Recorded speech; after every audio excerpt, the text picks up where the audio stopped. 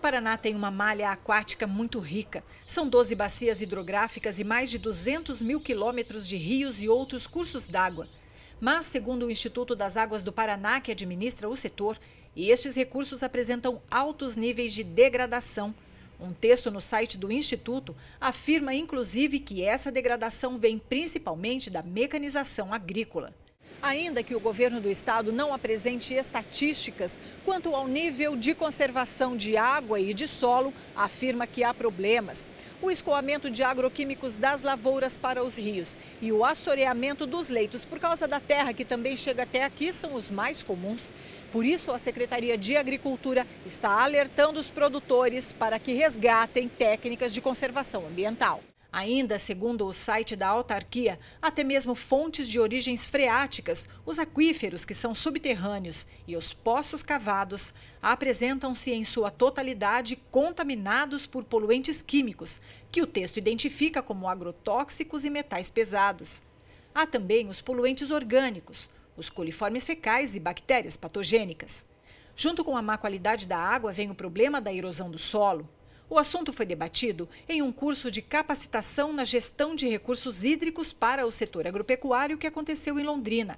Para o representante do Instituto Águas Paraná, é preciso mudar o quanto antes esta realidade. Quem percorre o estado do Paraná e até outros estados do Brasil que tem fronteiras agrícolas representativas, que está num período de chuva, a gente pode observar o transporte de sedimento nesses rios. É evidente que esse transporte de sedimento é até um processo natural, existe um transporte de sedimento que é natural, mas nós devemos atuar na área produtiva e na área urbana com os municípios nos auxiliando também, de modo que a gente possa prevenir os processos erosivos e, consequentemente, diminuir o processo de assoreamento que os nossos rios têm sofrido. Outro problema à vista é o excesso de algas que podem se acumular nos reservatórios de usinas de geração de energia elétrica. É um fenômeno típico das chamadas águas lentas. Uma usina na área central do Paraná já registra índices acima do limite permitido pelo Conselho Nacional do Meio Ambiente. O fenômeno mundial também é provocado pelo desequilíbrio ambiental. Para um rio que é afluente de um reservatório, como é o caso do Tibagi, no reservatório de Mauá, a resolução preconiza um índice de 0,5 miligramas por litro de fósforo, por exemplo.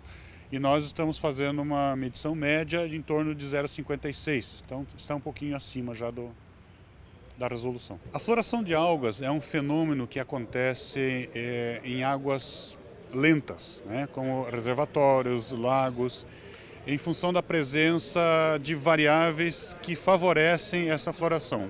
Que variáveis são essas? O próprio ambiente lento, portanto um rio caudaloso dificilmente desenvolve esse tipo de fenômeno. Águas lentas, luminosidade, portanto uma água limpa, calor, então, e a presença de nutrientes, que é potássio, nitrogênio e fósforo, os mesmos nutrientes que são utilizados para a fertilidade do solo.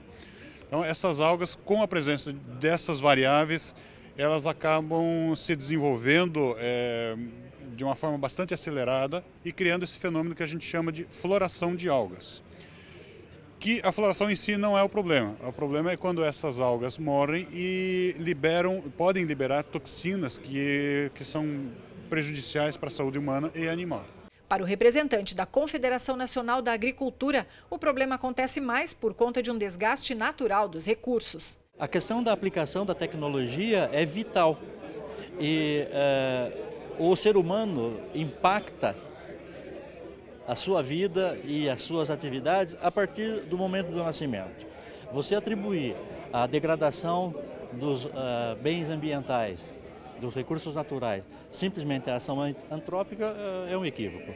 O diretor do Águas Paraná pede toda a atenção do produtor rural para a conservação do solo e das águas do estado. Está havendo uma retomada de ações de manejo do solo e de manejo de culturas por conta dessa preocupação que nós devemos ter por manter o nosso solo, manter os nossos sedimentos, que eles têm que estar ali na propriedade para produzir alimentos, para produzir as culturas que nós queremos e não serem despejados nos rios para poder causar problemas nos rios. Então acho que eu reputo muito mais hoje a uma preocupação do produtor em se adequar a práticas que possam preservar inclusive o seu próprio negócio.